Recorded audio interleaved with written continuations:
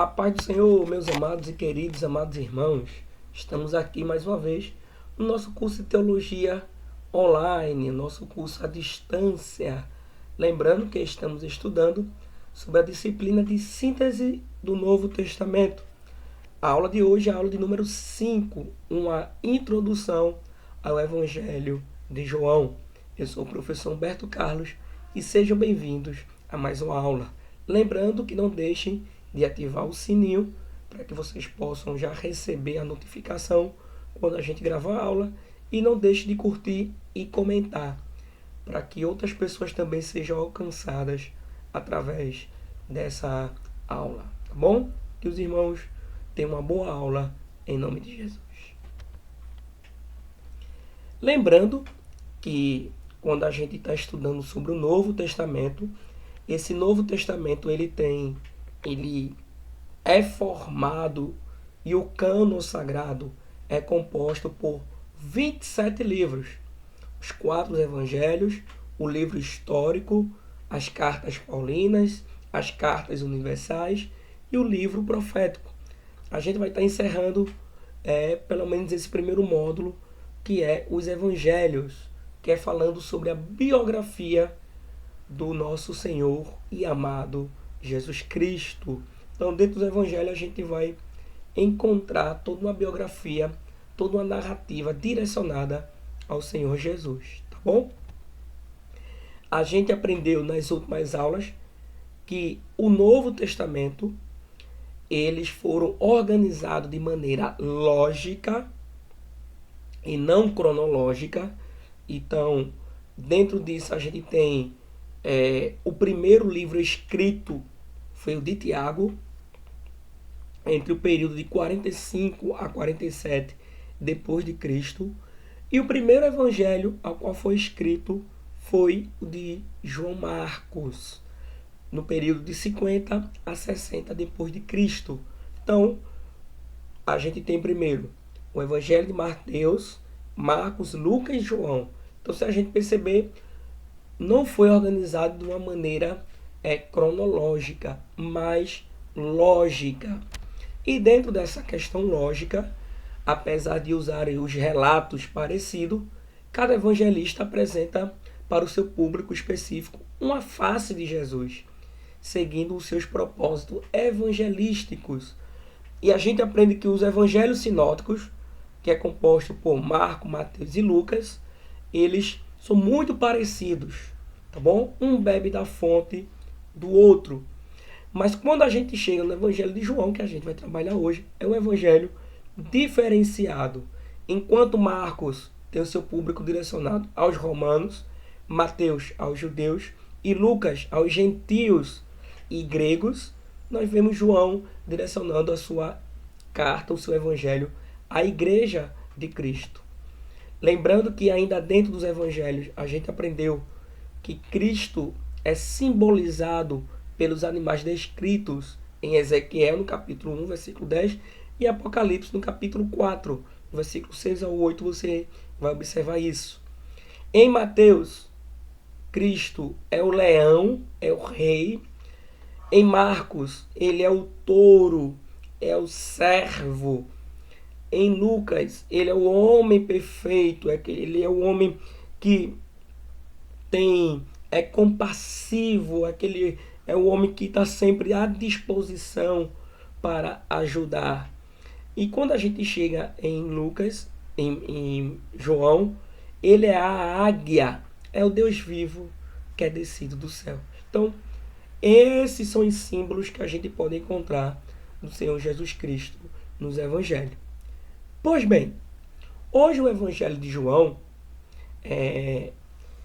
algumas bíblias você vai encontrar evangelho de São João, né? É comum as bíblias mais antigas vir. Lembrando que quando se foi escrito não se tinha São João. Isso foi adicionado com o passar do tempo pelos autores, não do texto bíblico, mas das casas publicadoras das Bíblias. Então vão adicionar o Evangelho de São João, mas normalmente é o Evangelho de João. Não há nenhum pecado de dizer que ele foi são, porque de fato foi um santo homem de Deus, tanto ele como os demais apóstolos. Entretanto, a gente não utiliza mais essa nomenclatura, tá bom? A gente usa o Evangelho de João, que é consideravelmente diferente dos sinóticos em sua composição e estilo. Tem um conteúdo rico e é teologicamente profundo, o que tornou o Evangelho mais comentado de todos os tempos, considerado de muita profundeza devocional, espiritual, teológica e aplicada. Ou seja, enquanto a gente olha para os evangelhos sinóticos, falando muito da biografia do Senhor Jesus Cristo, no Evangelho de João a gente já vai ver algo mais profundo, algo mais teológico, porque a gente vai ver mais na frente, João está direcionando isso para a igreja que estava sofrendo, não perseguição, mas sofrendo um ataque dos falsos ensinadores e mestres. Então a igreja estava enfrentando algumas doutrinas que a gente vai aprender mais na frente, que eram consideradas seitas e heresias. E por isso o Evangelho de João tem esse objetivo devocional, espiritual, teológico e aplicado. Então é diferente dos evangelhos, tá bom? No outro livro a gente percebe que os evangelhos falam muito de narrativas, vai falar da genealogia de Cristo, de toda a sua um período de criança e quando ele vai sendo circuncidado, batizado. No Evangelho de João, a gente já tem uma outra forma, uma outra visão desse Cristo, tá bom? Não vai falar da sua genealogia, mas vai falar de que ele estava no princípio, desde o início da criação, ele já estava. Então, sua genealogia nos evangelhos é desde Adão, mas chega em João, ele é eterno, tá bom? Então, nenhum outro livro levou tantas as pessoas a Cristo e inspirou tantas pessoas a segui-lo e servi-lo como o Evangelho de João. Eu costumo dizer que ele é o mais cristocêntrico, porque ele é muito evangelístico. Porque a gente vai ver, e Deus amou o mundo de tal maneira que deu seu Filho unigênito, eu sou a porta, eu sou o caminho, a verdade e a vida. A gente vai ver que é muito aplicativo o Evangelho de João. Então, muito evangelístico. Eu costumo dizer que quem quer pregar, ele prega nos evangelhos, mas na hora de aplicar e de fazer o apelo, ele corre para o Evangelho de João. Porque lá a gente vai ver Cristo se intitulando, né, o próprio Deus. Isso não é comum nos demais evangelhos, mas quando chega em João, a gente enxerga essa natureza divina, tá bom? Aqui a teologia foi colocado em termos, acho que até uma criança pode compreender a visão da grandeza do amor de Deus mostrado no Senhor Jesus Cristo.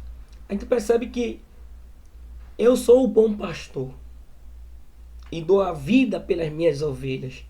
Então, existe muita profundidade teológica nisso, mas isso é tão profundo que até uma criança consegue compreender esse amor, esse cuidado de Cristo. Então, é um evangelho magnífico, extraordinário, o Evangelho de João.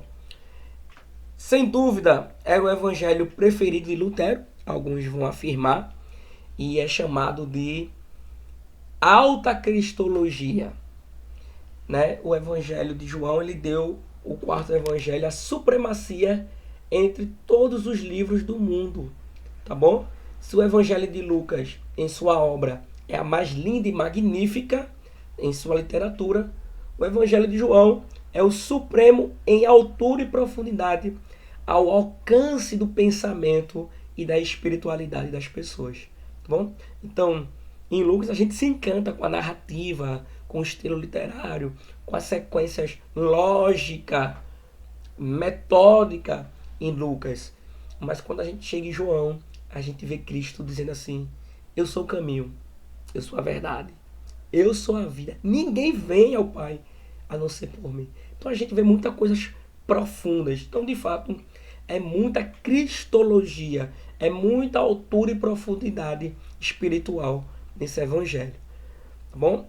A imagem de Cristo apresentada aqui é única e conquistou a mente e o coração da humanidade. Aqui nós vamos encontrar o coração de Cristo. O que de fato o Senhor Jesus ele queria demonstrar. João ele consegue mostrar essa profundidade, esclarecer, trazer em palavras o sentimento e as afirmativas de quem é de fato Cristo. Tá bom?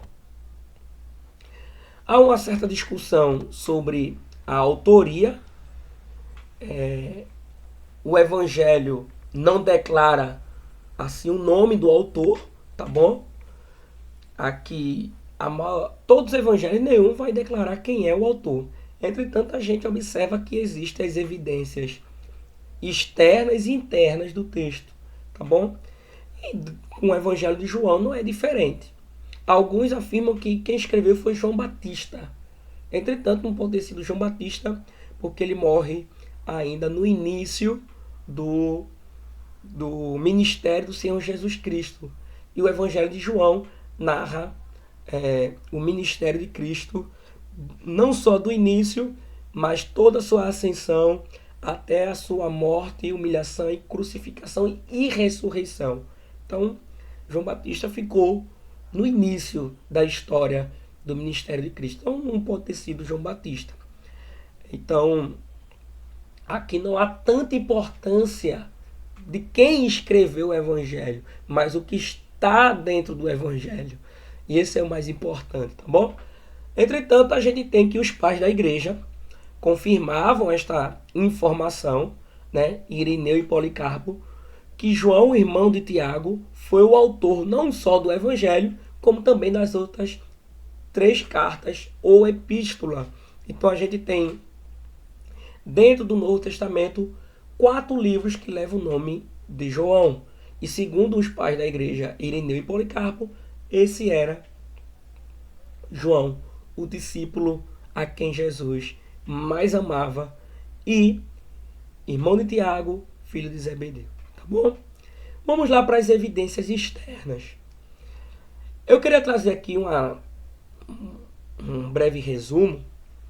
Os testemunhos de Irineu vai ganhar peso quando ele observa que somente uma pessoa ligada a João, que era Policarpo, né, que era contemporâneo, vivenciou, esteve em contato com o apóstolo João em Éfeso, tá bom? Há quem diga que João, ao ditar que João não escreveu, mas ele é que vai ditar para Policarpo escrever. Mas isso aí são suposições, tá bom? Que João já era muito idoso, então não tinha como escrever. E vai dizer que ele vai passando tudo e alguém vai escrever, tá bom? E há quem diga que tenha sido Policarpo, outros dizem que foi outros, tá bom? Mas isso não vem ao caso. Mas o que eu quero dizer é que o testemunho de Irineu, ele é muito fortalecido porque Irineu conheceu Policarpo. E Policarpo vai dizer que foi João que escreveu o Evangelho e as outras cartas. Então, o que a gente observa aqui é que, sem dúvida, João, filho de Zebedeu, é o autor, porque a gente vai ver aqui que Tertuliano, Clemente de Alexandria, Orígenes, todos esses homens aí vai confirmar que foi João. Então, estes homens viveram durante a época da ativa perseguição contra o cristianismo, na sua era ainda primitiva e patrística, que eu vou explicar o que é isso. Excepcionalmente, era um homem bem instruído, que não vão corromper a imagem da igreja, não vão querer destruir, né, nem colocar toda a reputação dos apóstolos, dos escritos ao vento. Então esses homens todos vão vamos dizer assim, afirmar que foi João. Policarpo, Orígenes, Tertuliano, tantos outros. O que são os pais da igreja? Vamos lá. Nós temos a era cristã. A era cristã foi quando Cristo estava aqui, os dias de Jesus. Nós temos que quem vivenciou os dias de Jesus foi os apóstolos. Então nós temos o período cristão, dos dias de Cristo, e apostólico. Após esse período, vocês vão estudar isso comigo em História da Igreja, nós temos o período da Igreja Primitiva, que ainda tem os apóstolos.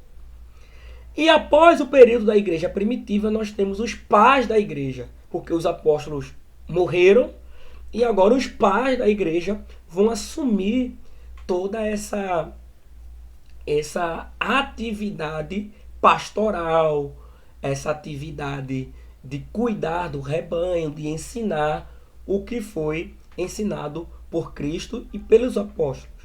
Então o que é que a gente tem aí? Os pais da igreja.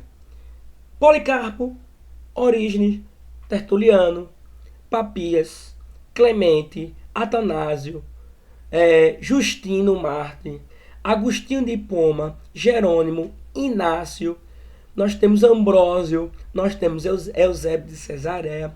Então todos esses homens, eles eram pais da igreja.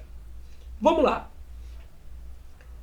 A água, ela é mais pura e mais saudável perto da fonte ou longe da fonte? A água ela é mais pura perto da fonte. Quando a água sai da fonte, vai percorrendo até chegar, muitas vezes, em nossas casas, ela não chega com a mesma qualidade, tá bom? Que saiu da fonte. O que é que eu quero explicar com isso, com essa analogia? É que quem mais vai ter autoridade de falar de quem foi escritor do Evangelho de João é quem estava mais próximo da fonte. E quem é que estava mais próximo da fonte? Os pais da igreja. Então, um teólogo hoje, uma pessoa de hoje, não pode questionar quem vivenciou o período dos pais da igreja, principalmente Policarpo, que teve contato com João e afirmou que foi João. E os demais afirmaram que foi João. Então esses homens estavam muito mais próximos da fonte apostólica do que nós em nossos dias.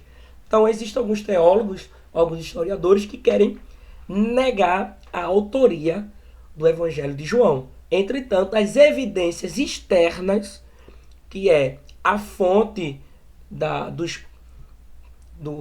dos pais da igreja, vão dizer que foi João. Então, essas aqui são as evidências externas. Vamos ainda aqui para a questão das evidências internas. Então, o Evangelho não declara o nome do autor, mas dá algumas pistas. Primeira pista, vai dizer em João capítulo 13, versículo 23, o texto vai dizer a seguinte expressão. Vamos lá. Depois de dizer isto, Jesus ficou muito aflito e declarou abertamente aos discípulos: eu afirmo a vocês que isto é verdade. Um de vocês vão me trair. Então eles olharam um para os outros, sem saber o que estava falando. Ao lado de Jesus estava sentado um deles, a quem Jesus amava. Simão Pedro faz um sinal para ele e diz: pergunta de quem o mestre está falando? Então aquele discípulo chegou mais perto de Jesus, deita a sua cabeça sobre o peito de Jesus e pergunta. E o Senhor Jesus diz: aquele que eu vou dar um pedaço de pão passado no molho, esse é que há de me trair. Então, Judas Iscariotes comeu o pão e saiu. E assim Judas recebeu o pão e Satanás entrou nele. Então Jesus disse a Judas: o que você vai fazer, faça logo. Então o que a gente tem aqui? É que dentro dessa narrativa vai dizer que existia um discípulo a quem Jesus amava. E alguns autores, algumas evidências internas vai dizer que foi esse discípulo a quem escreveu o Evangelho. Mas, professor, mas aí não está dizendo que foi ele que escreveu. Ok? Vamos ainda pegar mais evidências. Capítulo 19, versículo 26. Vai dizer assim: quando Jesus viu sua mãe, perto dela o discípulo a quem ele amava, disse a ela: este aí é o seu filho. Capítulo 20 e o versículo 2. Do em diante, né? Domingo bem cedo, quando ainda estava escuro, Maria Madalena foi até o túmulo e viu que a pedra que tampava a entrada tinha sido tirada. Então foi correndo até outro lugar, onde estavam Simão e Pedro e o outro discípulo a quem Jesus amava. Esse discípulo a quem o Jesus amava, quando a gente vai para Lucas, Mateus e Marcos, vai dizer que quem foi até o sepulcro foi João e Pedro. Então, esse discípulo a quem Jesus amava é João, tá bom? Se a gente for pegar outros textos. Mas, professor, ainda é pouco. Vamos agora aqui para o capítulo 21. Capítulo 21 e o versículo 7. Vai dizer assim: e aí o discípulo a quem Jesus amava disse a Pedro: é o Senhor Jesus. Quando Simão Pedro ouviu dizer que era o Senhor, vestiu a capa, pois havia tirado a roupa, e se jogou na água. E os outros discípulos foram no barco puxando a rede com os peixes.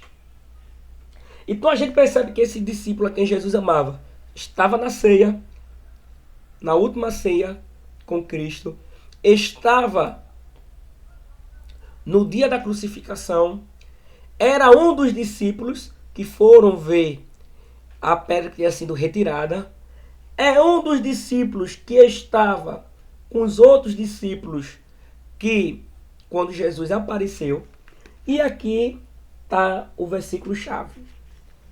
Quando a gente chega aqui no versículo 20, capítulo 21, versículo 20 em diante.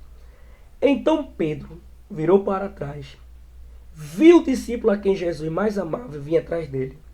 Este era o mesmo que estava ao lado de Jesus durante o jantar da Páscoa, a qual havia chegado mais perto dele e perguntado ao Senhor quem era o traidor. Quando Pedro viu aquele discípulo, perguntou a Jesus: o que diz, Senhor, a respeito deste aqui? E Jesus respondeu: se eu quiser que ele viva até que eu volte, o que é que você tem a ver com isso? Venha comigo. Então se espalhou entre os seguidores de Jesus a notícia que aquele discípulo não ia morrer. Mas Jesus não disse isso. Ele apenas disse: se eu quiser que ele viva até que eu volte, o que é que vocês têm a ver com isso? Este é o discípulo que falou destas coisas e a escreveu, e nós sabemos o que ele disse é verdade.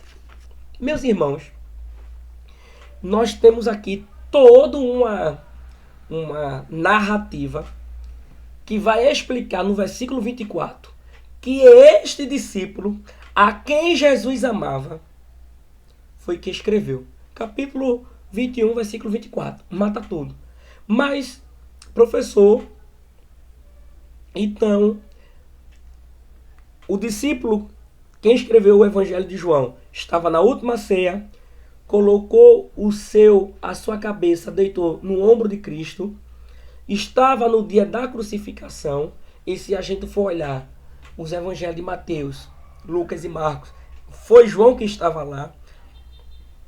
Quem foi averiguar com Pedro foi João. Ele era discípulo que estava no meio que os discípulos voltaram a pescar, estava lá. E por fim, a gente observa que ele que escreveu, tá bom? Então aqui mata toda a charada. Mas eu quero trazer mais evidências. Primeiro, foi testemunha ocular.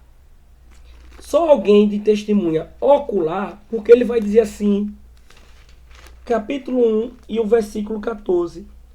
A palavra, o verbo se fez carne e habitou entre nós, cheio de amor e verdade. Esse habitou entre nós não é só no período do autor. Aqui o verbo vai falar de um verbo de continuação. Cristo até hoje habita entre nós, né? Mas não mais fisicamente, mas no período do autor, ele habitou entre nós. Ele está dizendo que ele habitou entre nós ali, nós quem? Discípulos. E hoje habita em nós através do seu Santo Espírito, tá bom? Era pescador judeu, porque quando a gente chega no capítulo 21, a gente percebeu que eles estavam com os discípulos pescando. Era João, irmão de Tiago, filho de Zebedeu, porque a gente vai perceber isso quando lê Marcos, e também conhecido como filho do trovão, que eu vou explicar isso lá na frente, tá bom? Tinha conhecimento profundo geográfico da Palestina, porque a gente vai observar isso. Porque no ano 70, Jerusalém, o templo foi destruído. Mas esse discípulo, a quem Jesus amava, no capítulo 4, ele vai detalhar com muita profundidade, no capítulo 5, detalhes daquela região. Veja só, capítulo 5, versículo 1 e 2. Depois disso houve uma festa dos judeus, e Jesus foi até Jerusalém. E ali estava um tanque de 5 entradas, que ficava perto do portão das ovelhas. Em hebraico quer dizer Betesda. Perto das entradas estavam deitados muitos doentes, cegos, aleijados, paralíticos, esperando o movimento da água. Então a gente percebe que ele vai dar muito detalhe, se a gente observar os demais textos, da parte geográfica de Jerusalém e do templo antes mesmo da destruição. Então, sem dúvida, é alguém que conhecia bem, era testemunha ocular de Cristo, era pescador judeu, conhecia a parte profunda geográfica da Palestina, fazia parte do grupo dos últimos discípulos, que se tornou a mesa, que a gente viu isso, foi o único presente na crucificação e correu até o túmulo vazio. Então, todas as evidências internas apontam para que João, filho de Zebedeu, conhecido como irmão de Tiago, é o escritor do Evangelho de João, tá bom? Vamos aqui agora para a data, que é muito importante também. Na data, também houve controvérsia. Se houve controvérsia para quem escreveu, também vai ter alguma controvérsia sobre a datação do quarto evangelho. Quando houve sobre a sua autoria. Foram sugeridas datas, várias datas, né? Mas aqui a gente tem algo surpreendente, irmãos. O que eu vou falar para vocês é história pura. Quem tem autoridade para falar sobre data é justamente a história, a arqueologia e algumas outras áreas científicas. E quando a gente estuda história, a gente observa que houve 4 dinastias romanas. Quando eu falo dinastia, são dinastias de imperadores. Então a gente tem a dinastia de Júlio Claudiana, a gente tem a dinastia Flaviana, a dinastia Nerva Antonina e a dinastia de Severa. Quando a gente para observar a dinastia de Júlio Claudiana, vai de 27 a.C. até 68 depois de Cristo, que a gente vai pegar Calígula, Nero, a gente vai ver Augusto, então todos esses imperadores aí. O último até 68 depois de Cristo. Aí veio a nova dinastia, chamada dinastia Flaviana, que vai do período de 69 a 96. E nesse período é que o João foi preso em Patmos. E ele foi preso em Patmos justamente por quem? Por Domitiano. Quem são os imperadores da dinastia Flaviana? Vespasiano, que é o primeiro, Tito, que vai destruir com Jerusalém, e Domitiano, que vai pedir para prender João e depois ser lançado na ilha de Patmos. Então, nesse período que Domitiano vai reinar, é de 81 a 96. Então, tudo, ou provavelmente, nós temos um escrito que o Evangelho de João foi entre os anos de 85 a 100. Tá bom? Aqui Pedro, Paulo já haviam morrido, né, pelos ídios de 67 e 68, no período de Nero, quando vai se encerrar a dinastia Júlio-Claudiana, e vai assumir essa nova dinastia. Então, o último apóstolo a morrer, não de morte matada, mas de uma morte de velhice, é João. E quem vai atravessar esse período para escrever é justamente João, que é o período de Domitiano. Então, mais uma evidência que foi João que escreveu.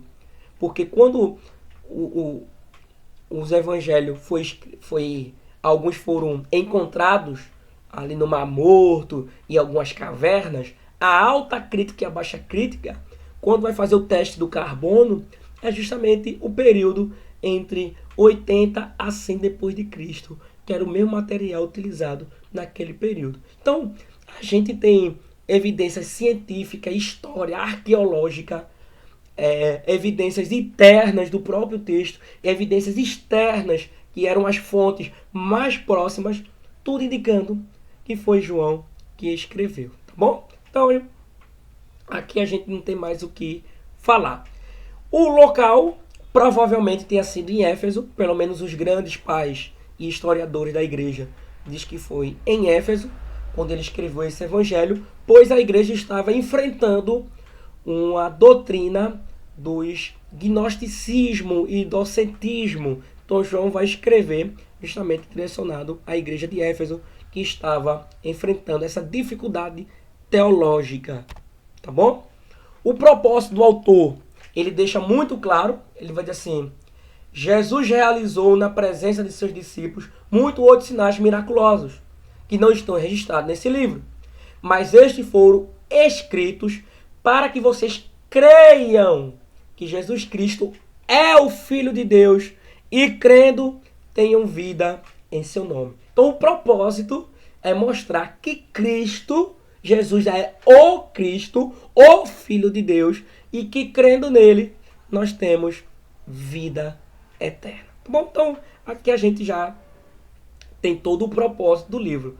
É demonstrar essa riqueza, mostrar essa, vamos dizer, essa grande grandeza de que Cristo, de Jesus, é o Cristo, o Filho de Deus, e que, crendo nele, a gente tem vida eterna.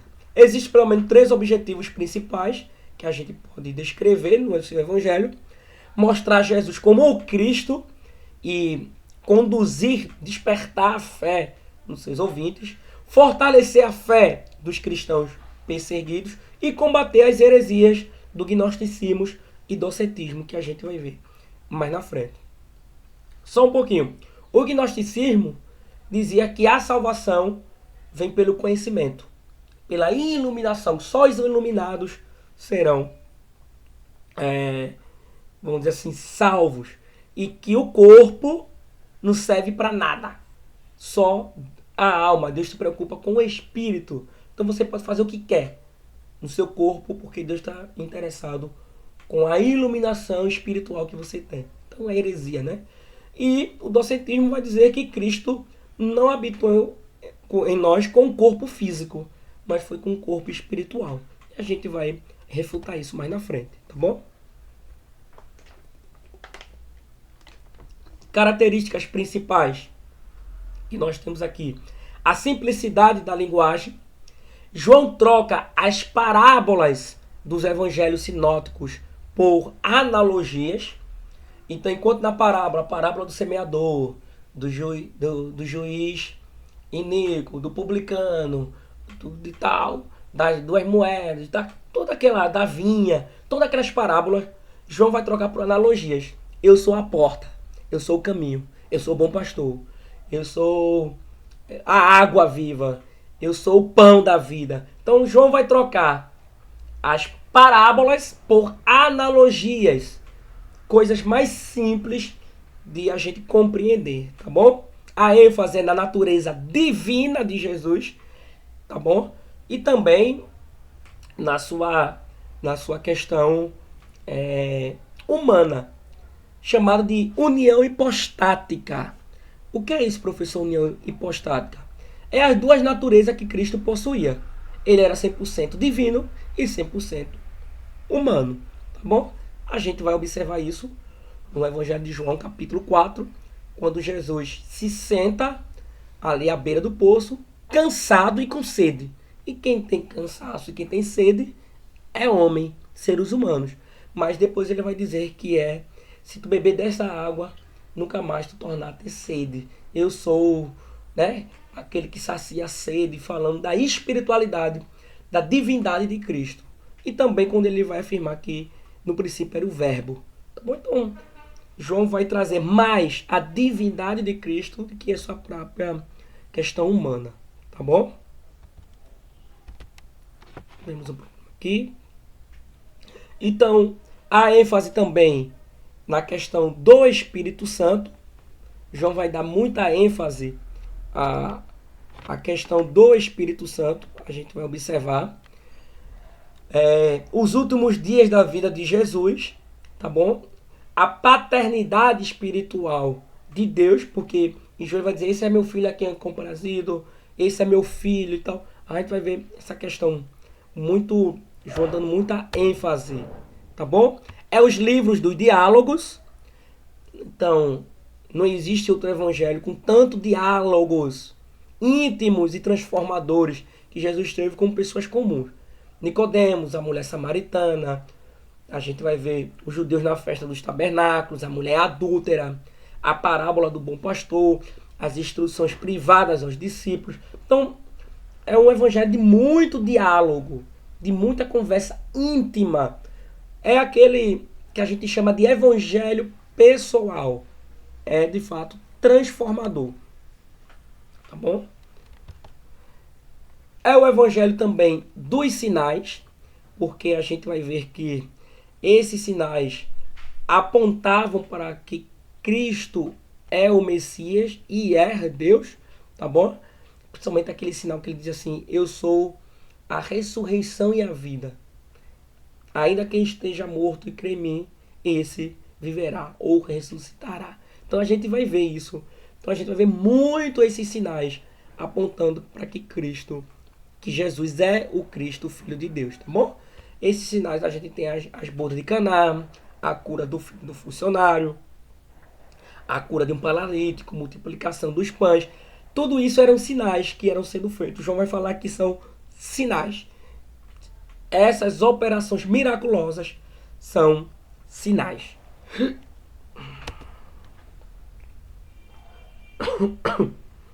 O livro do testemunho, porque João relata 7 declarações poderosas, né, sobre a identidade de quem é Cristo, né? Ele vai dizer em João Batista, este é o Filho de Deus. André vai dizer, achamos o Messias. Natanael vai dizer, tu és o Filho de Deus, tu és o Rei de Israel. Pedro vai dizer, tu és o Santo de Deus. Marta vai dizer, tu és o Cristo, o Filho de Deus. Tomé vai dizer, tu és o Senhor meu e Deus meu. E o João vai dizer, tu és Jesus, o Cristo, o Filho de Deus. Tá bom? Então, é o livro do testemunho que aponta. Você pode até pregar, né? Fazer um sermão em cima disso aí. Vamos lá. Aqui é onde eu queria chegar também, né?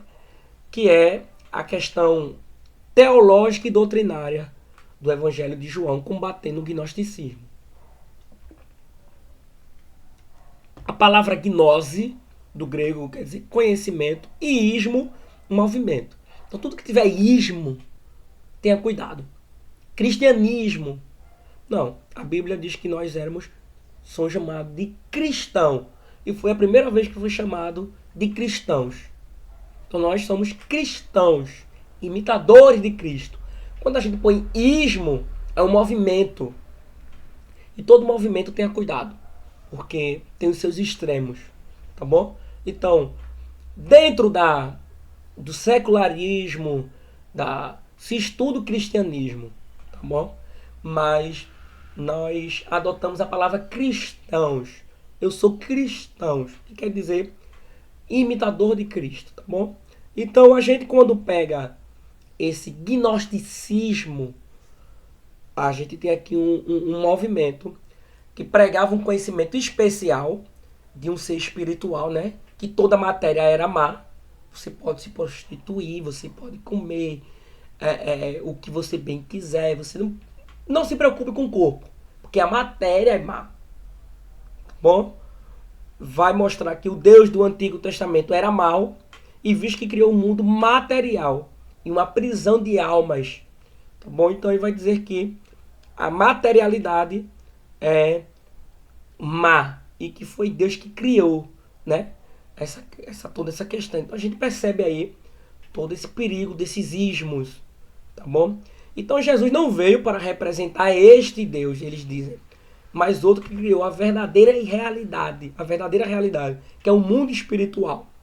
Então, já ainda dentro dessa questão, o docetismo vai dizer que Jesus não veio em carne e osso, era como se fosse um espírito, e esta doutrina passou a ser chamada de docentismo, tá bom? O gnosticismo diz que o corpo é mau e que o que vale é o conhecimento, a iluminação, e o docetismo vai dizer que Cristo não veio em carne e osso. Então, essas são as doutrinas existentes ali no século II e III, que negava a existência de um corpo material de Jesus Cristo, que ele seria apenas espírito, né? E assim que pensava os gnósticos. Então, João vai combater essa questão, tá bom? O evangelho é teológico e doutrinário, e ele vai refutar. Como? No princípio, usa a mesma expressão de Bereshit, porque eles estão dizendo que o Deus do Antigo Testamento é ruim. Então, João vai dizer que no princípio, lá no grego, é uma tradução do hebraico Bereshit.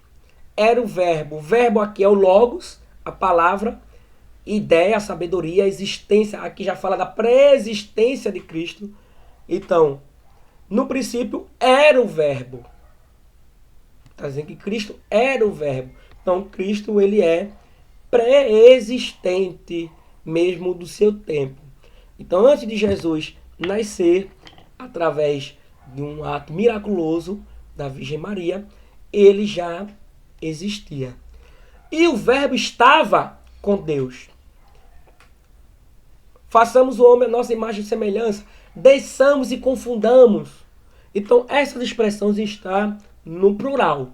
Então, desde o início, o verbo estava com Deus. E esse verbo era Deus. Olha as afirmações de João. No princípio, Bereshit, era o verbo, logos. Então, a pré-existência de Cristo. E o verbo estava com Deus. E o verbo era Deus. Então, nós temos aqui a teologia do Bereshit, no princípio que Cristo já existia, a pré-existência de Cristo antes dele nascer, ele já estava com Deus, ele era Deus, sua natureza divina, e o verbo se fez carne e habitou entre nós. Então aqui a gente consegue o verbo, ou seja, o logos, a sabedoria, esse ser espiritual se fez carne e habitou entre nós. Então aqui ele está dizendo que Cristo, esse ser espiritual, pré-existente, eterno, divino, ele se fez carne. Se a gente for olhar para Filipenses, né? Que mesmo sendo Deus, não usurpou ser igual a Deus. Antes aniquilou-se a sua carne. Então a gente já consegue enxergar João combatendo o gnosticismo e o docetismo. Que Cristo, de fato, era um ser espiritual, mas também ele habitou entre nós em carne. Então logo no capítulo 1, João já vem destruindo. Então é um evangelho muito profundo, teologicamente e na sua forma doutrinária. Tá bom? Quais aplicações que a gente pode tirar do Evangelho de João, professor? Primeiro, aprendemos que João foi transformado por Jesus, de filho do trovão para o apóstolo do amor. E assim ele faz conosco. Por quê?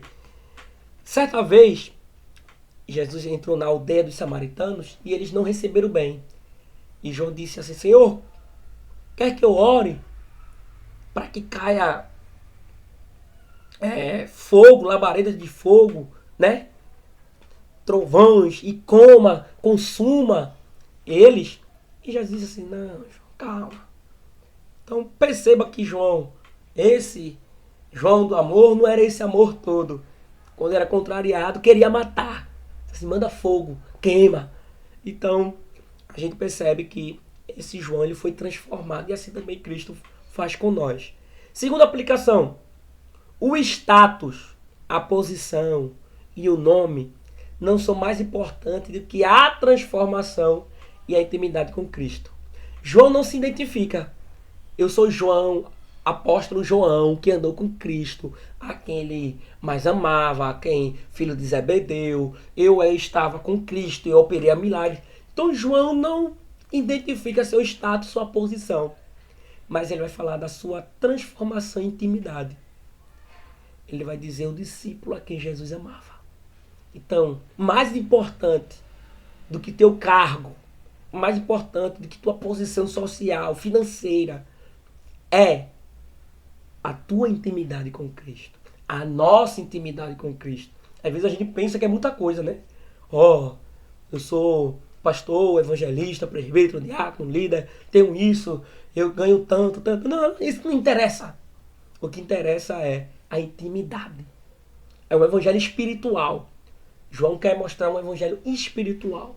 Então, mais importante do que o status, o cargo, é a intimidade. Então essa é a aplicação que a gente tira logo de João. Então eu não vou precisar falar que eu sou João, o apóstolo. Vou dizer o discípulo a quem Jesus mais amava. Intimidade, né? Coisa profunda. Jesus não deve ser recebido apenas como um homem iluminado, como um gnóstico pregava, né? Um sábio ou um mestre da bondade. Ele era o Verbo de Deus, companheiro de Deus, criador e doador da vida. Ele é a luz que ilumina todo homem. Ele torna aqueles que o recebem como filhos de Deus, transforma criatura em filho de Deus. Ele é o Verbo encarnado. Ele é quem mata a sede eternamente. Ele que faz dentro de nós transbordar águas, né? Ele é o bom pastor, ele é a porta, ele é o caminho, ele é a vida, ele é a verdade. E ele deu sua vida por nós, para que a gente seja salvo e tenhamos vida eterna. Perceba que Jesus, olha aqui, e Deus amou o mundo de tal maneira que deu seu Filho unigênito, para todo aquele que nele crê, não pereça, mas tenha vida eterna. É um evangelho espiritual. É coisa espiritual, não é carnal. Jesus dá a sua vida física a favor para que a gente ganhe uma vida eterna nas moradas celestiais e eterna de Deus. Então é um evangelho muito espiritual. Então, de fato, espero que Deus tenha falado com vocês através da introdução. Essa é a síntese que a gente estuda, tá bom? Então que Deus vos abençoe e até a próxima aula. E lembrando, não tem nada melhor do que ser transformado, ter intimidade e conhecer de fato quem é Cristo e provar de todo o seu amor. Então que Deus vos abençoe. Querendo Deus, até a próxima aula.